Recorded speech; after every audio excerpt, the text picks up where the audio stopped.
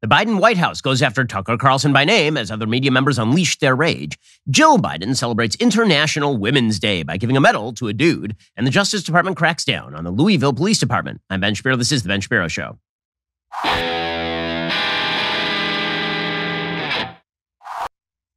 Well, Tucker Carlson has ticked off all of the right people, apparently. So Tucker was given access to 41,000 hours of footage of the January 6th riots and what was going on inside the Capitol building by Kevin McCarthy, the Speaker of the House. And this was considered very, very controversial. It was considered controversial because how dare he give access to just Tucker Carlson? Well, as it turns out, the January 6th committee is now admitting that even they did not bother watching the videos. They had some of their staffers watch the videos. They themselves did not attempt to gain access to the videos. Elena Treen, who's a political reporter at CNN, reported this morning that Kevin McCarthy has now granted lawmakers the option to view the Capitol footage from January 6th if they request to see it. Marjorie Taylor Greene told CNN, quote, any one of us can go. You just have to schedule the time with the Speaker's office. I'm scheduled to go. I can take my staff with me. Greene said she doesn't know who's all in the room or if the U.S. Capitol Police will be there, but said there are instructions her team has been given, including how to view the videos because there are so many hours. Benny Thompson, here's the key part. Benny Thompson, who's the former chair of the January 6th committee, said lawmakers were never given that type of access to the footage last Congress. So even the January 6th committee is admitting that other members of Congress were not given access to the footage that Tucker showed the other night, which is kind of mind-boggling. Again, Congress is Congress. It's not supposed to be secret committees inside Congress when we are talking about an incident that affected all of America and that was put on all of our TVs on January 6th. Thompson quoted, strictly a new policy that the new speaker has put in place. Thompson said he doesn't think any of the January 6th members themselves ever had access to the footage. They only let staff view it. So apparently, even the Capitol Police only allowed the staff of these committee members to view it, but the members of the staff themselves did not view it. He said, I'm actually not aware of any member of the committee who had access. We had a team of employees who kind of went through the video.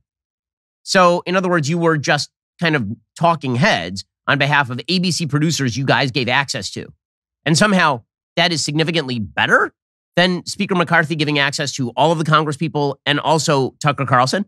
That's somehow significantly better. You don't get to play a stupid game in which you do a thing to one side, and then the other side does the same thing, and it's bad when the other side does it. That's not how any of this works. Well, the White House has now gotten particularly upset with Tucker Carlson, and they have called him out by name. Now, this is not the first time that we've had a White House call out members of the right by name. Barack Obama used to do this on the regular with Rush Limbaugh. He would just cite Rush Limbaugh as kind of the font head of all evil. Well, Tucker has become the new font head of all evil for this White House. They're particularly upset that Tucker showed footage of QAnon shaman walking around the Capitol building. He was one of the first 30 people to break in, but then he's walking around and the police officers are guiding him. They say this is a de-escalation tactic. Okay, fine. Also, it kind of is weird. And not only is it kind of weird, there's tons of footage of people, like large crowds, kind of walking through the Capitol building. In other words, the footage from outside, which appears to be extremely violent and extremely chaotic, is not mirrored altogether by a lot of the footage inside thereafter, in which people are kind of walking the halls, and many of them are not defacing things. Right? Again, it's not as though the riots didn't happen. The riots definitely happened. The question is whether we were told the whole story, and the answer is we weren't told the whole story, and that footage was never revealed to the public at all. And now Tucker is being raked over the coals for this. Now, the question is whether he's being raked over the coals for the angle that he's taking on it, which many people are suggesting downplays the idea there were riots at all, or whether he's being raked over the coals for revealing the footage. And it seems more like the latter. The White House went directly after Tucker Carlson by name yesterday. Of course, they went to their friends at Politico. Quote, in comments first shared with Politico, the White House joined Republican Senate leaders and Capitol Police Chief Tom Menger, who a day earlier assailed Carlson's broadcast of selected assault footage as, quote, being filled with offensive and misleading conclusions. White House spokesperson Andrew Bates said, we agree with the chief of the Capitol Police and the wide range of bipartisan lawmakers who have condemned this false depiction of the unprecedented violent attack on our Constitution and the rule of law, which cost police officers their lives. We also agree with what Fox News' own attorneys and executives have now repeatedly stressed in multiple courts of law that Tucker Carlson is not credible. So they're now going directly after one particular host. Now, I was informed during the Trump administration that attacks on the press meant the death of the republic. Democracy dies in darkness, as the Washington Post suggested. Any attempt to frame the press as, quote unquote, the enemy of the people, which is a phrase that Trump liked to use a lot, that was absolutely an assault on the First Amendment. It was violating our most cherished and deeply held beliefs. But now you have the White House essentially going after one guy and suggesting by name that that guy is not credible. And then you have the Senate Majority Leader, Chuck Schumer, going out publicly and suggesting that he should be taken off the air. Yeah, it seems to me that there's only one reason that the White House is really doing this. And it's not because they think that Tucker Carlson should actually be taken off the air. The reason they are doing this is because they actually enjoy controversies around January 6th because it means that people are talking about January 6th. And that is actually what the White House wants. Joe Biden wants nothing more than for January 6th to be the topic of discussion all the way up through the next election cycle. He thinks that that'll ride him back to the White House. And that may be a smart political strategy. It also happens to be really, really toxic because the fact of the matter is that we all at this point should know what happened on January 6th. There was a riot. People got violent with police. It was not all the people who were at the rally, the original rally for Trump, not even remotely. And many of the people who entered the Capitol building were in fact trespassing, but were not in fact there to do violence. They were not there to beat up Congress people. There were some people who were. There were people there who were threatening violence and doing that sort of stuff, but that was not everybody who was in the Capitol. Like, all those things can be held in your mind at once. But the idea, as always, is that the American people can only handle a single black and white narrative, and there can't be any shades of gray or any complexity to any situation at all. There's no nuance whatsoever. And the White House likes that fight. The White House enjoys that fight because, again, their goal is to portray everybody who's on the other side of the aisle as a rioter. Right? It's tied up in a broader narrative that they have generated, which is that not only was everyone there that day a rioter, all the ralliers were essentially rioters, even if they weren't. And all of the Republicans who voted for Trump were essentially ralliers who were also rioters. And so by the transitive property, everybody who voted for Donald Trump was in favor of rioting. Now, if it turns out that a fraction of the ralliers were rioters and that a fraction of the rioters were the ones who were like the most violent and that many of the people who were rioting were actually just trespassing, well, then that kind of breaks down the narrative. This was a dire threat to the Republic and that the entire democracy was in danger. And the only way to protect democracy from the predations of Donald Trump and his crew is to elect Joe Biden and allow them untrammeled power. That narrative starts to fall apart the smaller those numbers get. And that's why people are so angry at Tucker for having revealed that footage in the first place. Again, you can disagree with the angle that Tucker took on the footage. I disagree with a lot of the angle that Tucker took on the footage. But that doesn't change the underlying fact, which is that the generalized narrative that January 6th was, as the White House suggested, the worst attack on democracy since the Civil War is not true. And it's very hard to maintain that perspective in light of the footage of people like walking down cordoned lines through the halls of the Capitol building with police officers standing on either side in some cases. Okay, we'll get to the media response, which has been just overwrought in the extreme in just 1 second. First, it's tough to maintain a healthy lifestyle. You know, the reality is that you have a busy day, and then you're being told that you need to eat basically nothing but fruits and vegetables. And I'm of the personal belief that God's punishment to humanity was making vegetables healthy because, and the reality is, they taste like garbage. So what exactly are people like me, people with a child's palate, supposed to do?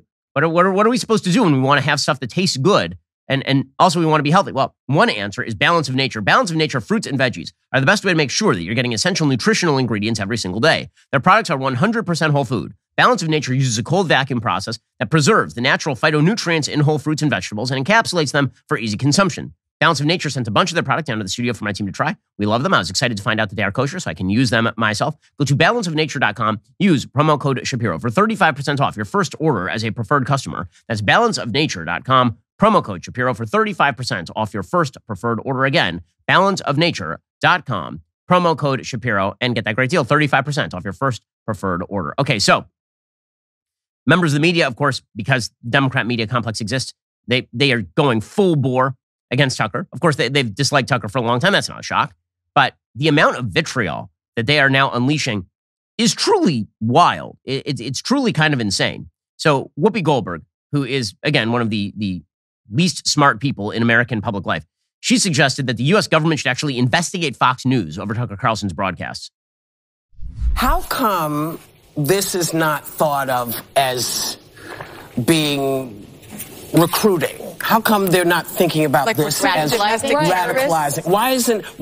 Why is this not being scrutinized the way that they scrutinize other things? Because to me, this should be against the law. You should not be able to lie to the American knowingly. What? What? So it should be against the law for Tucker to broadcast what he broadcast? I wonder how Whoopi would feel about that if Donald Trump were president.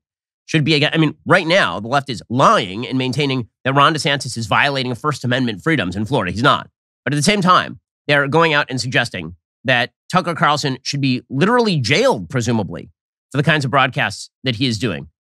who's the threat to democracy again? Is it Tucker? Is Tucker the threat to democracy here? Or is it more people like Whoopi who are more than happy to unleash the authoritarianism so long as it targets their political opponents? Meanwhile, you have Jon Stewart, who, whatever talent he had has been washed out. I mean, he himself looks like he's gone through a dishwasher a few times. And whatever talent Stewart has is now gone. He's become basically a somewhat elderly gentleman ranting at things he doesn't like without any of the wry humor that used to characterize his message. And his substitute for humor, because this is the laziest form of humor, is just dirty talk, right? I mean, so this is, when you're a lazy comedian, you have to rely a lot on curse words, on sexual imagery. Good comedians don't have to do that. But Jon Stewart is no longer a good comedian, and so you have to rely purely on shock value. So he's going to do that in criticizing Fox News and Tucker. With the Dominion scandal, I mean, is that a defamation? I mean, to say, right, so that's why this stuff's coming out. That's right. It's the only reason why it's coming out. Yeah. And it's the only reason why, and they were so comfortable with the idea that none of their private communications would ever come out, which is why it's so explicit, to the point of saying these people are crazy with the stolen election narrative and the ways that they think it's stolen. They're crazy, but if we say that, we'll lose our audience. It's a fascinating look at just sort of like, do you know the Ouroboros? We call it the snake sucking its own. Like, America has become a snake sucking its own. Wow. Deep words there from Jon Stewart, who, by the way, is part of the media problem in the first place. You'll recall that Jon Stewart, one of his great claims to fame, is that very early in the 2000s, there used to be a show on CNN. It was called Crossfire, and it included Tucker Carlson on one side and Paul Begala on the other. It was actually a pretty good show in which they would go at every political topic every day, and it was actually really interesting. It's when CNN used to allow opposing points of view on the air. And Jon Stewart came from Comedy Central, where he did what I would say is one of the ugliest political shows in modern American history, because his show was, I will show a clip out of context and then I'll make a face. And he never made an argument. He never attempted to rebut an argument. He didn't actually bring data. It was just make a face. And that has become John Oliver. That's become Stephen Colbert. It's become pretty much all of late night.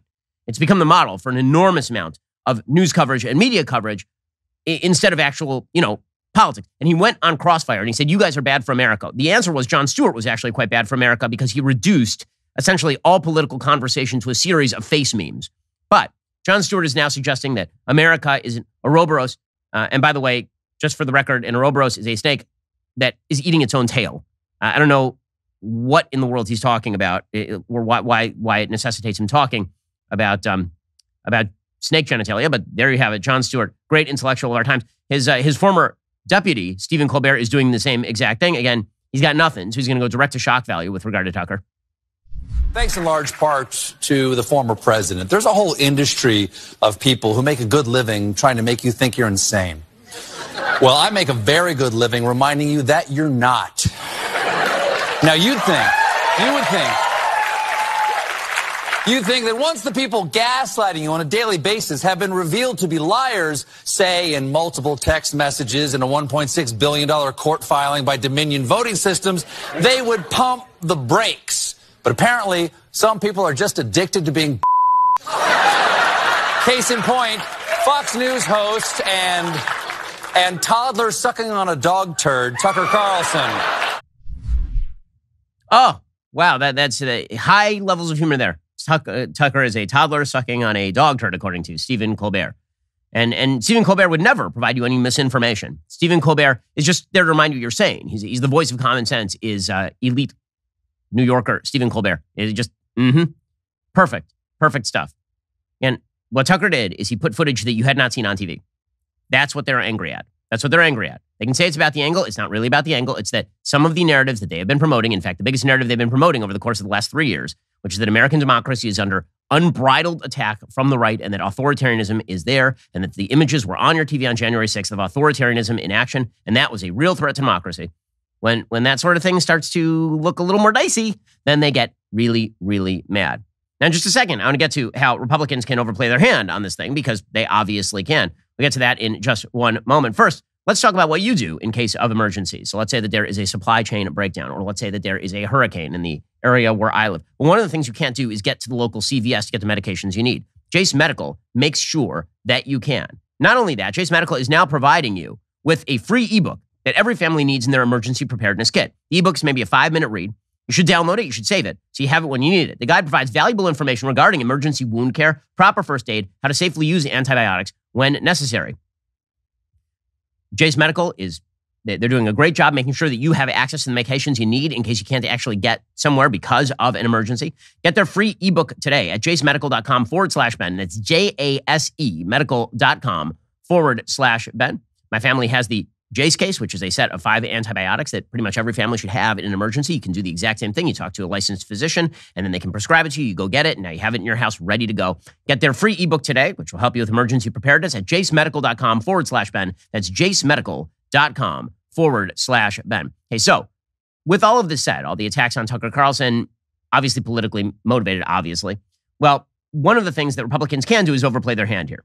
The incentives are misaligned for both Democrats and Republicans. So they're misaligned for Democrats in the sense that they are so tied into the democracy in danger narrative that they are now attacking freedom of the press in order to preserve the democracy is in danger narrative, which is really self-defeating. And on the right, the incentives are misaligned in that people are going to overplay their hand. They're going to suggest that it's not that there was footage we didn't see that seems to be somewhat exculpatory of some of the people who may be prosecuted in January 6th, right? Like their defense lawyers should now have access to all of that stuff.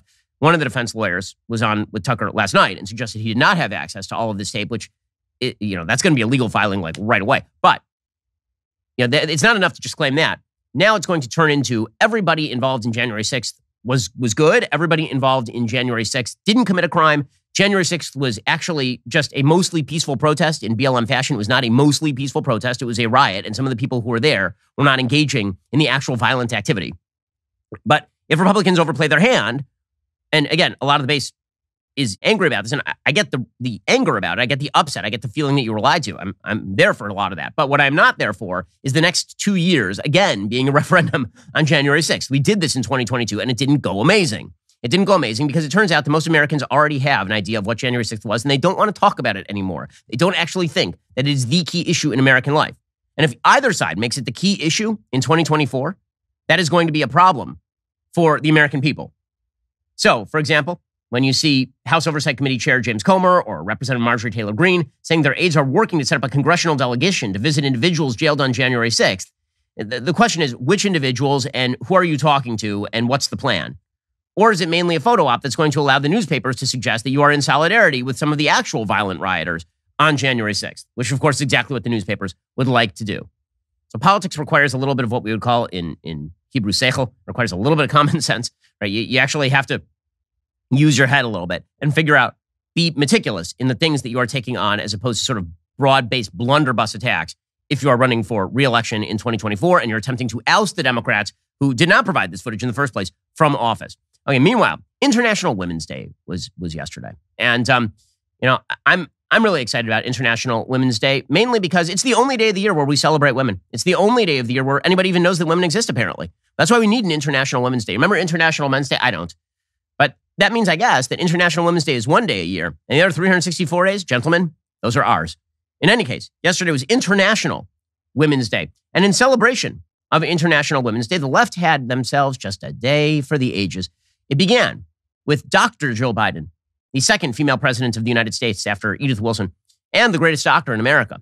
It goes, again, in terms of great doctors in American history, it goes like Dr. J, Dr. Jill, Jonas Salk, and sometimes Anthony Fauci is at the very top if you're on the left, because he's the greatest doctor. He's the best. Anyway, Jill Biden was giving awards for International Women's Day, and there ain't no international woman quite like a dude. All the best ladies are men these days.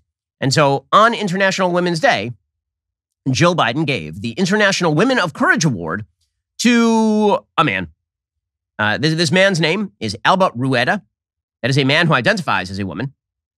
He is the special envoy for sexual orientation and gender identity in Argentina, and the country's first trans-identifying politician to hold a senior governmental position.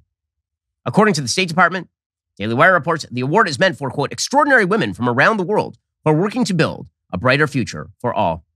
Now, this is, in fact, an extraordinary woman. She's extraordinary, by which I mean she is a he. Rueda is a transgender activist and has long pushed woke politics in Argentina, which includes the Transgender Labor Quota Act, which would require 1% of all public sector jobs in the entire nation to be staffed by people who identify as transgender. Well, good luck with that one.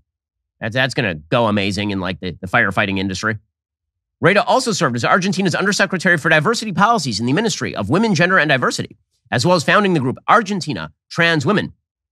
The diplomat has also campaigned to change the name of the National Women's Conference to the Plurinational Conference of Women and Lesbian, Crossdresser, Transsexual, Bisexual, Intersex, and Non-Binary Persons, which is rather unwieldy.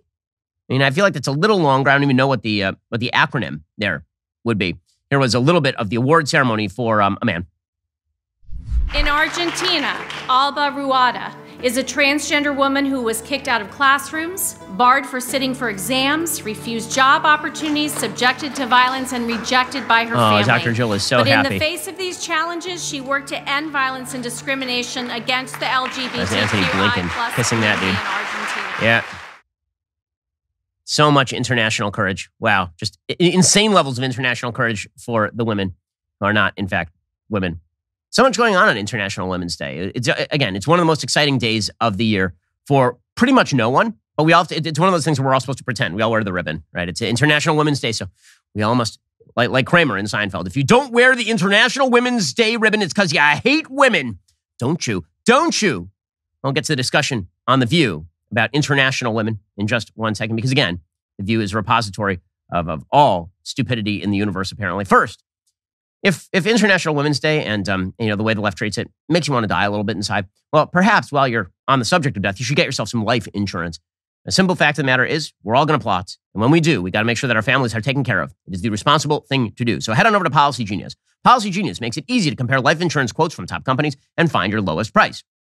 With Policy Genius, you can find life insurance policies that start at just $25 per month for $1 million of coverage. Some options offer coverage in as little as a week and avoid those unnecessary medical exams. Policy Genius's licensed agents can help you find coverage options in as little as a week. They work for you, not the insurance companies. That means they don't have an incentive to recommend one insurer over another, so you can actually trust their guidance. No added fees. Your personal information remains private. Your loved ones deserve a financial safety net, and you deserve a smarter way to find and buy it. Again, Policy Genius makes the magic happen for you.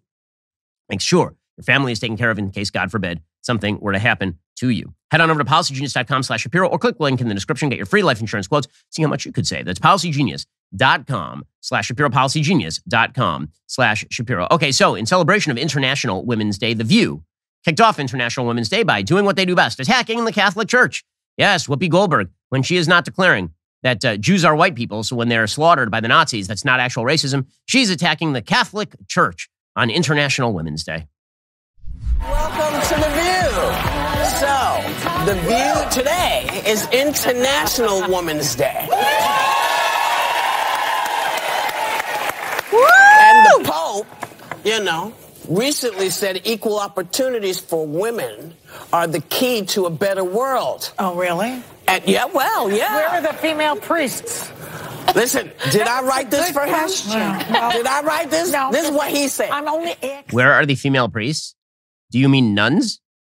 Are you referring to nuns, Joy? These morons. Oh my God. Now the cackling hyena-like laughter over at The View. Good times. The Pope said that, got to rip on the Pope. By the way, he's your Pope. Okay, let's be real about this. The Pope is on the left. The Pope loves all your social values, and you guys are like ripping on him. Oh, goodness gracious. Anyway, one thing that I will note here is that the same people who are decrying the Catholic Church and religion generally as repressive to women, they seem to ignore the fact that women are less happy now than they were in the 1970s. By all available polling data, women now, freer, more involved in the economy, more liberated, significantly less happy. Maybe it's because many of the traditional mores of society were quite good for women. And it turns out that women are still lagging. According to the Washington Post, quote, more women than ever are single, a new report says. And that has significant implications for the U.S. economy. That might actually have significant implications for, women themselves. Forget about the economy. If more women are single than ever, just going to put it out there. People don't like being single. All these sort of TV shows rooted in the idea that being single is wonderful and lovely. Not by poll data, it ain't. People who are single are significantly less happy than people who are married. And yet we are a society that promotes singlehood and denigrates marriage and suggests that traditional institutions are bad and suggests that women are essentially doing themselves a grave injustice if they have children at a young age. And instead, what they really should do is they should slave away at 2,200 billable hours a year as an associate at a law firm until they're about 40, beyond their prime, and then try IVF. And then we're like, that's what an international woman's all about, man, is turning women into basically androgynous caricatures of effeminate men. That is what the left would like. That is what the secularist left would like, apparently, is you take away the thing that makes most women, i.e. getting married and having children. You take those things away from them, and then that will make them the happiest they have ever been. There's only one problem. There is no data to support that anywhere on earth. That is not correct. It just does not exist that way. Okay, the fact of the matter is that married women are happier than single women. Women with kids generally are happier than women who don't have kids. And if you see the number of women who are now hitting the age beyond which they can normally get pregnant and looking around and saying, oh, I made some bad decisions over the course of the last 20 years thanks to the feminist movement.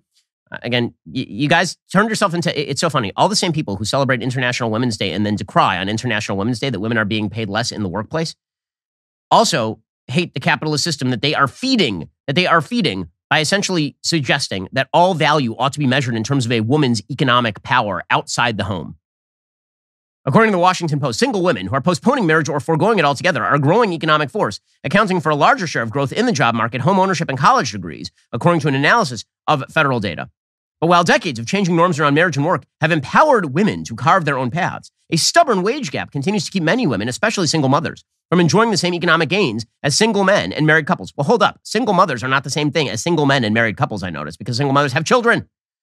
And if they're not inside of a married couple, it turns out that they have to split their time. Marriage, and you undermine all the fundamental institutions of society. And on International Women's Day, you're like deriding religion the way the view is. And then you wonder why people are having a rough time. But what is International Women's Day really about for the media? For the media, International Women's Day is about suggesting that women still are not being provided equality of rights in the United States. And so we have a bevy of left-wing kind of aspects of this particular argument that made themselves present yesterday. You have an article in the New York Times called "More Black Women Run for Office, but Prospects Fade the Higher They Go." By the way, that is true of literally everyone. Lots of white dudes run for office. Their prospects fade also the higher they go because there are fewer positions to fill. The current vice president of the United States is the vice president only because she is a black woman. She has no other qualifications that would make her appropriate for the office. There are a bunch of other female senators who are better than she was. There were some black senators who are better than she was. But she was the only black female who was on the list, and they needed a black female, so it was Kamala Harris. She was the one who it was going to be. Really amazing stuff from the New York Times. Again, International Women's Day, black women hit hardest. Meanwhile, Cori Bush suggesting that the vicissitudes of life always and forever hit black, brown, women hardest. There's a famous New York Times faux headline, "End of World Coming. Blacks and minorities hit hardest. Women and minorities hit hardest." That is essentially the platform of the Democratic Party at this point. You described that the price increases had a disproportionate effect on black, brown, and low-income communities, families. How did the administration's actions and the ensuing drop in gas prices, how did it help those same families?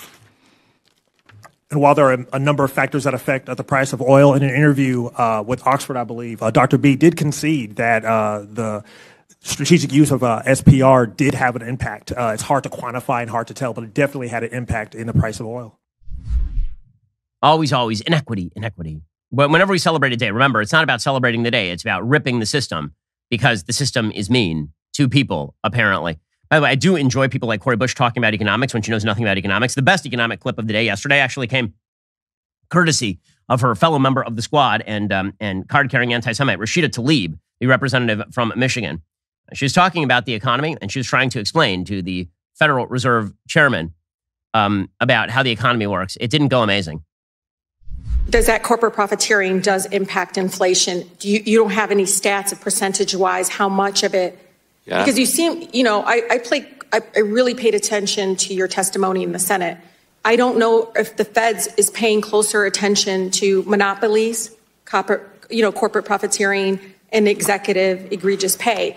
All of it, even the stock buybacks, you're saying all of that aside, you're focused more on wages and increasing the interest rate than on those other. Our focus is really on price stability. She doesn't even know what the hell not so much wages. Wages play into that because they're an important cost for business, but they're not. We're not we're not trying to achieve a particular level of wages. We're trying to achieve 2% inflation. She's like, why doesn't the Federal Reserve focus on CEO pay? Because that's literally not their job. That's not what the Federal Reserve does, lady. Just amazing stuff there from Rashida Tlaib. These are, we're sending our best to Congress, as always and forever. Meanwhile, if you want to talk about actual inequities in American life, things that actually affect how people live, how about crime levels? Crime levels do not descend on the American people in equitable fashion, as the left might have it.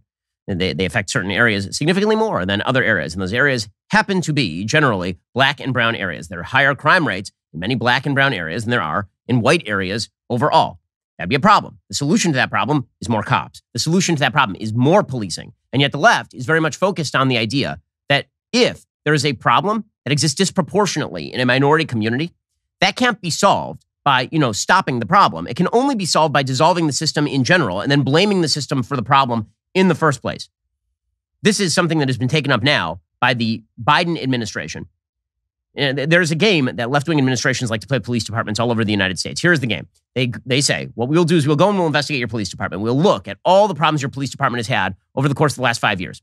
And you can do this with literally any police department, because the truth is you can do this with pretty much any institution or business. If you put a microscope on it, it's going to look pretty ugly. There are all sorts of problems inside every institution: business, corporate, financial, media, police, firefighters, anywhere. You put a microscope on it because human beings are flawed and human beings do dumb and bad things. Right? That is just a reality.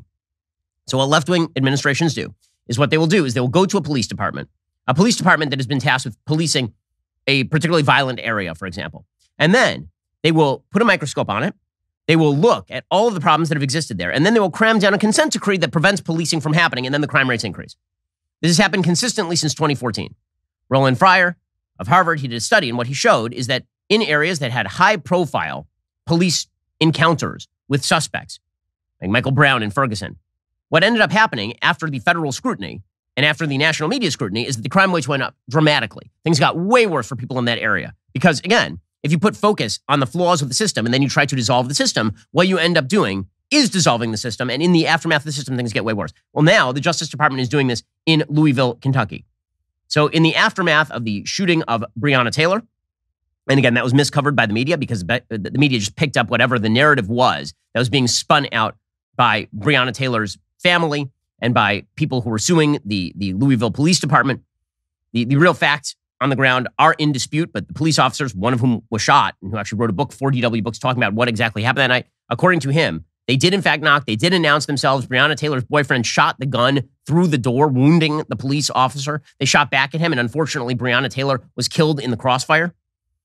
That is not how the media portrayed that particular situation, but this served as sort of the point of the spear for the Justice Department. So now the Justice Department is doing a report on the Louisville Metro Police Department, and the New York Times, predictively, says investigators paint a grim portrait of the Louisville Metro Police Department, detailing a variety of serious, at times shocking misconduct. They included the use of excessive force, searches based on invalid and so-called no-knock warrants, unlawful car stops, detentions, and harassment of people during street sweeps, and broad patterns of discrimination against black people and those with behavioral health problems. Now, again, typically when they say that there is a broad pattern of disproportionate behavior, they usually don't have the granular data necessary to actually suggest that the disparity equals discrimination. In other words, what they will say is more black people were stopped on the street than white people were stopped as a percentage of the population. That doesn't explain what the behavior was of everybody who was involved in those particular stops. It doesn't involve any of the factors that the police took into account. But assume for a second there was some bad behavior inside the Louisville Police Department, which it appears there was. Okay. Does that mean that the solution is going to be a consent decree from the DOJ on the Louisville Police Department that hampers their ability to enforce the law? Because that's exactly what's going to happen next. Attorney General Merrick Garland, he is now suggesting that the Breonna Taylor police officers violated the Civil Rights Act. Again, this is all predicate to cracking down on police departments. And then the crime rates go up, and they're like, we don't know why the crime rates are going up. How could this be? Well, it's because of you. It's because of you guys. Members of the Place-Based Investigations Unit falsified the affidavit used to obtain the search warrant of Ms. Taylor's home, that this act violated federal civil rights laws, and that those violations resulted in Ms. Taylor's death. Specifically, we allege that Ms. Taylor's Fourth Amendment rights were violated when defendants Joshua Janes, Kyle Meany, and Kelly Goodlatte sought a warrant to search Ms. Taylor's home knowing that the officers lacked probable cause for the search. Okay, so again, the final outcome of this, put aside every specific allegation, assume all the specific allegations are true, and the police officers involved in any of these things should be prosecuted to the fullest measure of the law if they have violated the law. Assume all of that. The outcome of this is going to be a consent decree from the federal government on the Louisville Police Department that will end with a higher rate of crime. That's just how this is going to go. And then we'll hear more complaints, because the complaints will be, look at all the inequities. Look at the inequality and the inequity. It is worth noting at this point that Louisville is one of the most violent areas in America. And so take away the cops and you will see what happens next, which, by the way, is exactly what's also going to happen in Washington, D.C. Yesterday, the D.C. police chief said, you know what would be great is we could actually keep the crime down if we kept our criminals in jail. But the political forces have decided that it's inequitable to do so. What we got to do, if we really want to see homicides go down, is keep bad guys with guns in jail. Because when they're in jail, they can't be in community shooting people. So when people talk about what we're going to do different or what we should do different, what we need to do different, that's the thing that we need to do different. We need to keep violent people in jail. Right now, the average homicide suspect has been arrested 11 times prior to them committing a homicide. That is a problem. Guess what? Consent decrees on police departments aren't going to end the crime problems. And if you're voting Democrat and you're in a major city, maybe you should consider the fact that the reason that your life is not better is because of political people who are attempting to, quote unquote, tear down the very systems that are designed to protect you, even if those systems are abused by some of the people in power, because all authority is eventually abused by someone. Okay, in just a second, we're going to get to the abuse of authority by Joe Biden with regard to his presiding over documents.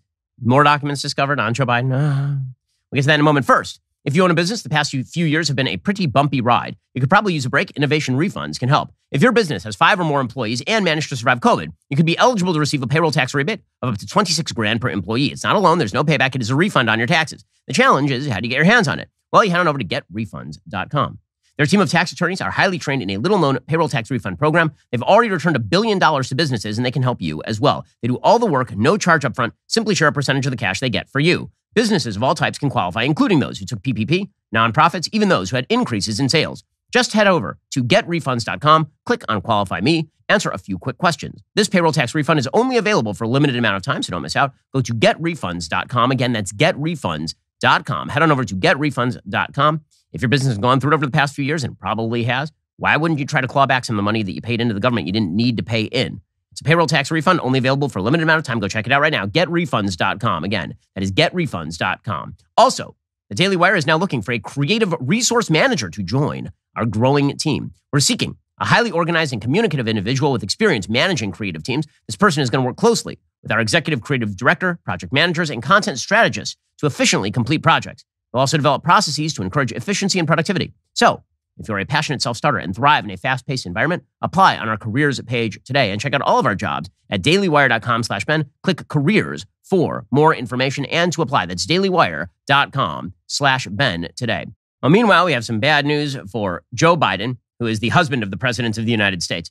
If you recall him, he's the old man that they sometimes trot out, and he tries not to stumble, and then he occasionally does stumble. By the way, our entire geriatric class is, in fact, quite old. Mitch McConnell is now in the hospital after having tripped and fallen.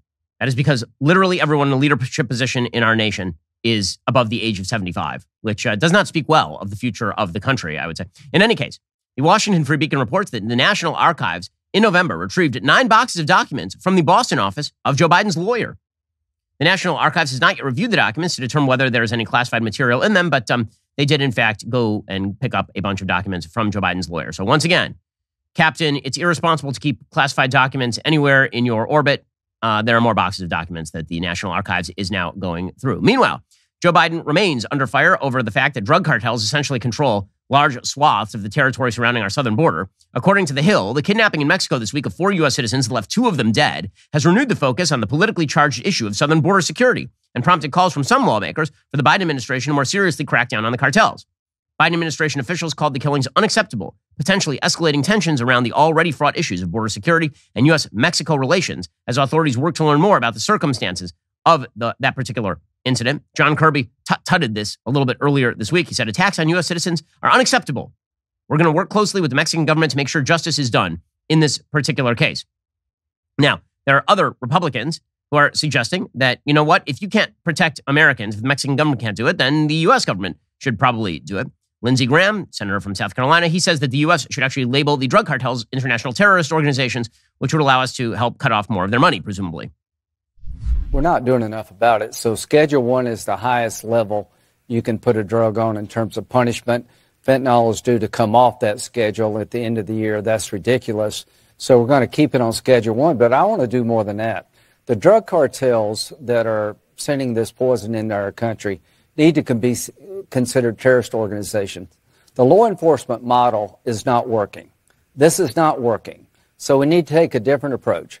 Let's call these drug cartels terrorists because they're terrorizing America and go after them with a different model.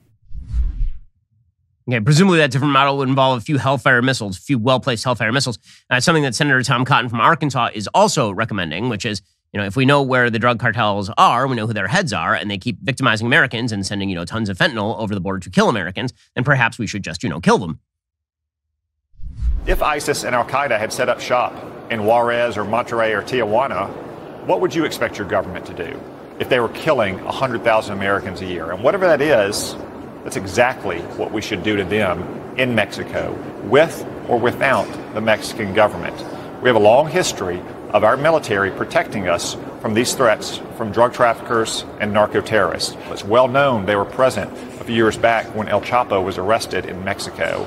If the Mexican government will not or cannot stop these cartels from killing hundreds of thousands of Americans, then America should. Okay, he is not wrong about this. The fact of the matter is that Mexico is on the verge of being, if it is not already, a failed state. And if they can't control what's happening at our border, we have to control what's happening at our border. Meanwhile, the FBI director, Chris Wray, even he is admitting the federal government can't even keep tabs on the illegal immigrants who are entering the country right now. That basically, once we let them free, they just disappear into the interior. We're not able to keep tabs on every single person who comes in, certainly. We have all sorts of investigations into certain people who get in, and we try to work very hard on both sides of the border to support DHS's efforts and to some extent our neighbors south of the border from preventing them from coming in. Again, one of the great aspects of modern society is that the quote-unquote experts are given extraordinary authority over our lives to protect us, and then they do an unbelievably crappy job doing so. It turns out that what government typically is pretty good at is taking your money and also killing people and breaking things. That's pretty much, that's almost the entire spectrum of what the American government is good at. And so if it doesn't fall into one of those baskets, then probably they're not going to be very good at it. Speaking of which, the expert class who've demanded tremendous power from us and then deceived us with that power. Yesterday, there was a major hearing on the Hill over the COVID lab leak theory. It was a House panel charged with investigating the origins of the pandemic. The New York Times reported that the former director of the CDC accused top federal health officials of excluding him from discussions in early 2020 about whether COVID was the result of a lab leak. This would be former CDC Director Robert Redfield. You will recognize him from your TV during the pandemic. And Robert Redfield says fully out, yeah, absolutely tax dollars funded gain-of-function research, an assertion that, of course, Anthony Fauci had openly denied in testimony with Rand Paul. Dr. Fauci was affirmatively told in an email that NIAID had a monetary relationship with the Wuhan Institute through EcoHealth Alliance. He was told this in January 27th of 2020. Do you think that Dr. Fauci intentionally lied under oath to Senator Paul when he vehemently denied NIH's funding of gain-of-function research? I think there's no doubt that NIH was funding gain-of-function research. Is it likely that American tax dollars funded the gain-of-function research that created this virus? I think it did, not only from NIH, but from the State Department, USAID, and from DOD. Okay, that is an extraordinary contention by Dr. Redfield. It's not going to receive virtually any mainstream television coverage because, again, what he is now asserting is that gain-of-function research funded by the NIH under the auspices of Dr. Anthony Fauci was sending money via EcoHealth Alliance, of course, has long been suspected, sending money to the Wuhan Institute of Virology for gain-of-function research, and that kind of gain-of-function research, as Dr. Rand Paul suggested from the floor of the Senate, in which Dr. Anthony Fauci denied. And he's now saying that he thinks that Fauci perjured himself because he was under oath. That essentially that money was used to develop gain-of-function research that ended with COVID escaping a lab and killing 7 million people. That is what Redfield, again, the former CDC head, who was in the government at the same time, he also asserted, did Redfield, and this is kind of an amazing story as well, that on February 1st, it was pretty clear that the lab leak theory was not crazy. By February 4th, a strategy had been formulated by Fauci and others, including a couple of scientists, to trot out papers suggesting that the lab leak theory was totally crazy and that he had been cut out of all of those phone calls. He said that he was cut out of those phone calls. He doesn't know why he was cut out of those phone calls. He is not aware of any information that would have made the lab leak crazy between like February 1st and February 4th of 2020. Redfield said that he did not find out about the call until much later when those emails became public. Those would be emails between Fauci and other scientists, including Francis Collins, who led the NIH. Again, there was a call with various scientists who had suggested that the lab leakage was actually the problem here. The messages do not refer to or name Redfield. He told lawmakers when he learned of them, he concluded Fauci and Collins had intentionally excluded him because he believed in the lab leak theory. He said, it was told to me they wanted a single narrative, and I had an obviously different point of view. Here is Redfield saying the public health officials packaged the message so that it said what they wanted it to say. We've got to tell the truth. When you don't tell the truth, you've got a problem. And I think if you go back, there were many times when public health officials packaged the message to what they wanted to say, but it wasn't necessarily truthful. The second thing, you have to have the courage when you're a public health official to say, I don't know, when you don't know. That is amazing. That is amazing. I mean, he is saying it was lab leak 1. 2, we probably funded it. 3, Dr. Fauci lied about it. And 4, Dr. Fauci held a phone call with other scientists in order to discard the lab leak theory entirely. I mean, he is now opening the door wide, is Redfield, to the possibility of what, again, Senator Paul had suggested, which is a perjury charge against Anthony Fauci. And man, would that be an extraordinary event in American political life. And frankly, there should be consequences to lying to the American people or attempting to cover your ass while you've been the highest paid employee at the federal government for years and years and years, as Dr. Anthony Fauci apparently was. And meanwhile, Joe Biden is planning to lay out his budget blueprint today. He's going to recommend funding levels for programs across the federal government. Of course, the budget is not going to be passed this way, but his proposed budget is extraordinarily large, of course. He keeps saying that he's reducing the deficit, which, as I've said before, is the stupidest crap ever. Basically, what he is saying is that because the deficit ran to the highest levels in recorded history in 2020, and then it was slightly lower than that in 2021, that he has lowered the deficit in 2022 and 2023 by spending heretofore unheard of amounts of money. The budget request apparently is $5.8 trillion. I remember when a $4 trillion budget was considered extraordinarily big. Now we are talking about a budget 50% larger than that. According to the Wall Street Journal, most of the money the federal government spends in a year is already mandatory. That includes Social Security. Some is made up of interest payments on the federal debt. That's gotten a lot more costly because, of course, the interest rates have been rising. One of the things that is pushed in favor of lower interest rates by the Federal Reserve has been the idea that when we take out debt, we want to pay back that debt at 2%. We don't want to pay it back at 7%. So every time those interest rates increase, the federal government is going to tax you to pay for that, is pretty much the way that goes, or borrow to pay off its other bills. So what exactly are the priorities? Well, apparently, he says he wants to lower the deficit by $2 trillion over 10 years and extend the solvency of the Medicare trust fund by at least 2 decades. How's he going to do that? He said he's going to do that without cutting Social Security or Medicare. And he's going to raise taxes on Americans who are rich. No, that's not going to do it. I'm just going to tell you right now, it's not going to do it. It's not going to outpace the spending. Also, the taxes that he is talking about relieving make no sense. He is talking right now about essentially ending pass-through corporations. Pass-through corporations are where you have an LLC. The LLC money flows to the LLC, but you're essentially the only employee of the LLC, and then you pay income tax on the money that you receive from the LLC. Very, very common form of legal formation. It's designed in order to sort of regularize accounting procedures and put profits and losses in the LLC before you're paid. Okay, but that's a pass-through LLC, so the LLC doesn't pay the corporate income tax. He wants you to pay the corporate income tax at an income tax rate at the LLC, and then apparently pay the income tax again when you get it from your LLC. So you're getting double taxed is essentially his proposal. Now, this is going nowhere. Okay, it's not going to pass. It's not going to go anywhere. But again, it shows you what Joe Biden wants. More taxing, more spending, always and forever. The good news, according to Karine Jean-Pierre, world's most untalented press secretary, is that his policies are fiscally responsible. By fiscally responsible, she means responsible like a raging alcoholic downing 3 bottles of vodka and then driving a car 100 miles an hour through a school zone in the middle of broad daylight. He's now kind of making budget deficit reduction a cornerstone of his policy. Why did this become more of a priority, and what does he think this does for everyday Americans? So as you just kind of alluded to and laid out, this has been a priority from the president when we talk about deficit reduction, when we talk about being fiscally responsible. This is something that the president has talked about since the campaign. And you hear me, just as I did moments ago, talk about the $1.7 trillion deficit that he did the first 2 years. And it was important to the president as he's going to put forward his budget tomorrow. And as you've probably heard us say, we see this as a value statement on what the president sees in the future of this country. And so he wanted to make sure it was fiscally responsible. No. I'm sorry. The answer right there would be no. He's not fiscally responsible. Okay, time for some things I like and then some things that I hate. So, things that I like today. So, there is a very famous YouTuber, maybe the most famous YouTuber. His name is Mr. Beast. And Mr. Beast does these really extraordinarily watchable videos on YouTube. He puts extraordinary amounts of time and effort into making these videos, which means that he is wildly successful on YouTube. Well, he also gives a lot of charity. And he then gets just enormous amounts of crap for giving a lot of charity. When I say he's successful on YouTube, I mean like he has 137 million subscribers on YouTube. And he puts out videos like I survived 50 hours in Antarctica or hydraulic press versus Lamborghini. Right? These are some of his recently uploaded videos.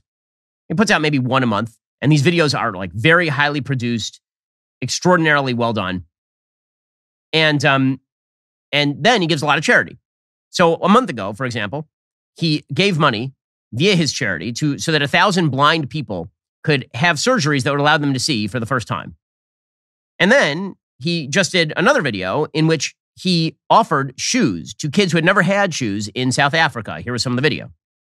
For hundreds of thousands of kids in South Africa, the only thing standing between them and an education is a simple pair of shoes. But before tackling this major problem by donating 20,000 pairs of shoes, we flew to Johannesburg, South Africa, where we found a charity called Barefoot No More that uses these plastic granules, and then it goes through all these tubes and does a bunch of other complicated mechanical stuff that eventually creates the perfect seamless shoe. Whoa, these are actually really nice. Okay, so he gives away the shoes, right? Nice thing to do. Pretty cool story. Naturally, the Twitterverse is filled with awful people, so they immediately start yelling at him. So you have people like, for example, Upward Boss. He tweets people praising things like this good guy, Mr. Beast. Ignore the reality that he makes a profit from these types of videos. This isn't really charity. So first of all, the money that he makes from the videos does go to charity on these particular videos. The charity videos go to his charity. But beyond that, let's assume for a second that he actually made money from those videos and then he gave the money to charity. The problem is, please explain the problem. Well, the real problem is, according to a lot of the people who do not like Mr. Beast and they do not like his charitable giving, that your obligation is not to actually do good in the world. Your obligation is to fight the evil capitalist system. That is what you have to do. Fight the evil, terrible, no good, very bad capitalist system that has raised literally more than half, like 80% of the world from abject poverty. Fight that system. So one rather famous tweet about Mr. Beast from September of 2020 reads, quote, every heartwarming human interest story in America is like he raised $20,000 to keep 200 orphans from being crushed in the orphan crushing machine and then never asks why an orphan crushing machine exists or why you'd need to pay to prevent it from being used.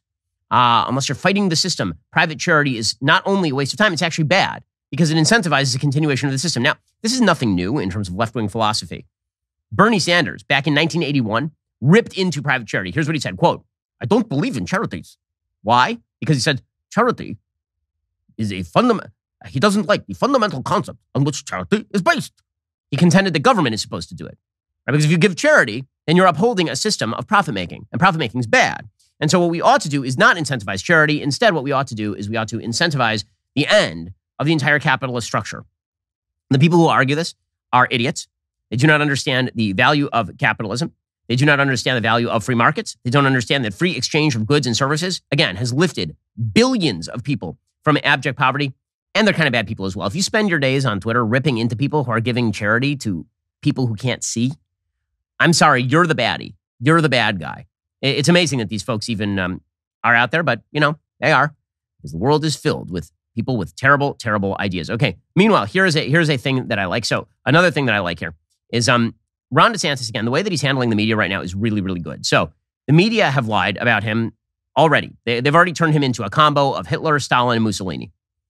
And they have decided that he's done a bunch of things he hasn't actually done. So the headline, for example, at Matt Drudge's Drudge Report, and Drudge has become sort of a left-wing tool in a wide variety of ways. His headline right now, it's a picture of DeSantis, and the headline is, DeSantis runs from Florida blogger bill. DeSantis runs from Florida blogger bill. He didn't run from it. It wasn't his bill. So what the media did is one dumb state senator in Florida proposed a bill to get bloggers who were paid by interest groups to register with the government. DeSantis' name wasn't on it. He didn't sponsor the bill. He didn't back the bill. Every story featuring this bill that he did not sponsor, back, support, call for, every story featured his picture. He says, I'm not even behind the bill, and you put my picture on the bill because you want to slander me with a bill I don't support. And the headline from Drudge then is, DeSantis runs from Florida blogger bill. It's just wildly dishonest. Wildly, wildly dishonest. Okay, and another lie that they keep saying that he's banning books in the state of Florida. Again, I live in the state of Florida. I can get any book I damn well please. I'm an adult. I can order it on Amazon. It'll just come right to my door. It's amazing. Amazing this has been true in the United States for a very long time. What Ron DeSantis is saying is you should not have porn in school libraries, which seems fairly straightforward. Now, here's where we get to the part I like. Ron DeSantis did a presser yesterday in which he showed a video. The video that he showed was of the books that were in the school libraries and what exactly those books said. The books are so obscene that the networks who were broadcasting had to tune away. So in other words, their argument is your 7-year-old should be able to access these books, but you as an adult should not be able to see what is in the school library on CNN because it's too obscene for you. Here's a little bit of Ron DeSantis' press conference yesterday. I didn't have to view what you just viewed, so I'm glad I didn't. But I think that we need to have truth prevail. And so today we're going to be exposing, we've already exposed with that video, I think, this idea of a book ban in Florida that somehow they don't want books in the library. That's a hoax. And that's really a nasty hoax because it's a hoax in service of trying to pollute and sexualize our children. So we have seen over many weeks. So first of all, I think that video, I think some of the news had to cut the feed because it's graphic. And DeSantis knows how to handle himself. He knows how to handle the media, and that is a good thing. Okay, time for some things that I hate. I have to say that the parenting strategy by which you completely destroy your children, you usher them into chaos and confusion, sexual confusion about the realities of life, and then you exhibit them for the entire public to see is sick. There's something wrong with it. You should not be taking your 12-year-old and put them on the world stage in any case. Children deserve privacy. It is a thing that they deserve. And yet, this is exactly what Dwayne Wade and Gabrielle Union are doing. So Dwayne Wade and Gabrielle Union, again, their whole thing is that children should have privacy, except when we are taking our son, our 15-year-old son, and saying that he is a girl. And then we should exhibit this 15-year-old minor on a catwalk debut at Paris Fashion Week. This is textbook terrible parenting. Textbook. And if there were a textbook and it said terrible parenting, pictures of Dwayne Wade and Gabrielle Union would appear apparently in that textbook. How you would take a 15-year-old of any persuasion, by the way, and exhibit that person on a Paris Fashion Week stage while they were suffering any sort of issue that causes them pain or confusion. I don't know why you would do that, especially when you're talking about something as deep and abiding as a belief that you're a member, the lie, that you're a member of the opposite sex. And then you exhibit this for your own glorification, because look what a wonderful parent I am, because I'm so tolerant, I'm so diverse that I can take my son, dress him up as a girl, usher him into hormone therapy and presumably genital mutilating surgery, and then as a minor, 15 years old, who's been identifying this way since 12. 12-year-olds don't make any decisions in our society because 12-year-olds are not capable of making decisions in our society. We'll do this, and then we'll glorify ourselves by putting this boy in girls' clothing and in girls' makeup on a stage at Paris Fashion Week. I mean, I'm sorry, this is child cruelty. This is cruelty to a child. That's what this is. Here's the Instagram.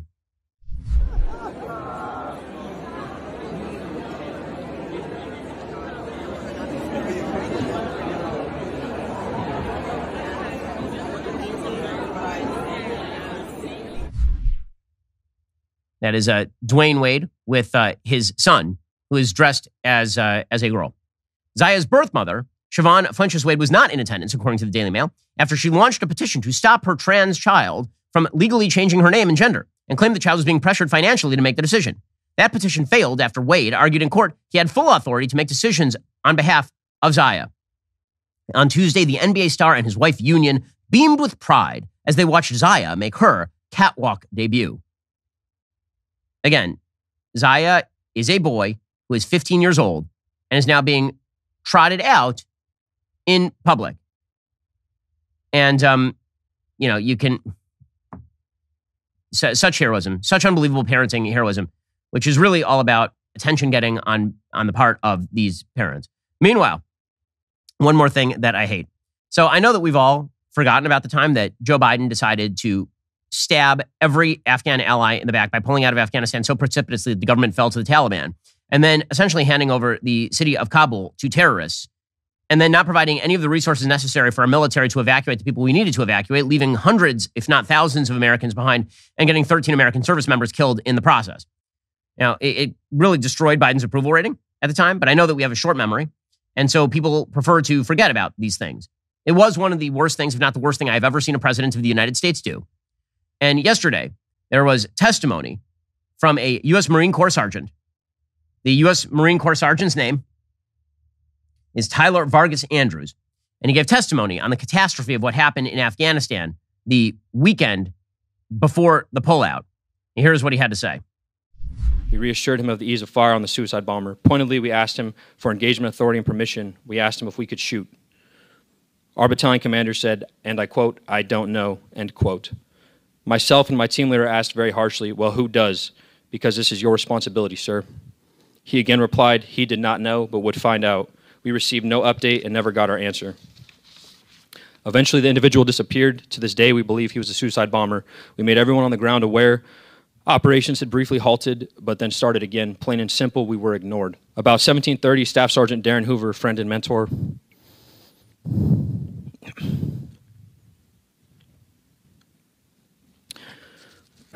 came to get me from the tower to go help find an Afghan interpreter in the crowd. I stayed there waiting for the family members standing against a 2-foot canal wall. 10 minutes passed. Then a flash and a massive wave of pressure. I'm thrown 12 feet onto the ground, but instantly knew what had happened. I opened my eyes to Marines dead or unconscious lying around me. Okay, this particular military member lost an arm and a leg and internal organs. He's had 44 surgeries to date. And according to Vargas Andrews, no one wanted to hear the post-blast report at all. At all. And no one should ever forget the stab in the back that came from the Biden administration to our own military members and, again, our allies and to Americans who were left on the ground there. It was a signally cowardly pullout by Joe Biden in the manner, and even if you agree with the idea the United States should not have been there, the manner in which the pullout was done was disastrous and horrifying. And I know that we've forgotten about it and put it in the rearview mirror. It is the single worst thing that Joe Biden has done to date. And he's done an awful lot of bad things. It is by far the single worst thing that he has done. And the fact that you now have Marines who, again, where were the hearings when Democrats were in charge of Congress? I mean, I was under the impression that everybody was pro-military. So where were the hearings when it came to why 13 American service members were murdered by a suicide bomber in the middle of a supposedly well-planned pullout by the Biden administration? Why that's not at the top of the national news even now is beyond me. Like, this will not appear. That clip will not appear on the net. You know, if Trump were president, it would. It's an amazing, amazing thing, and it is deeply upsetting and gut-churning, obviously. Okay, well, the rest of the show is continuing right now. You're not going to want to miss it. We will be getting into the mailbag. If you're not a member, become a member. Use code Shapiro. Check out for 2 months free on all annual plans. Click the link in the description and join us.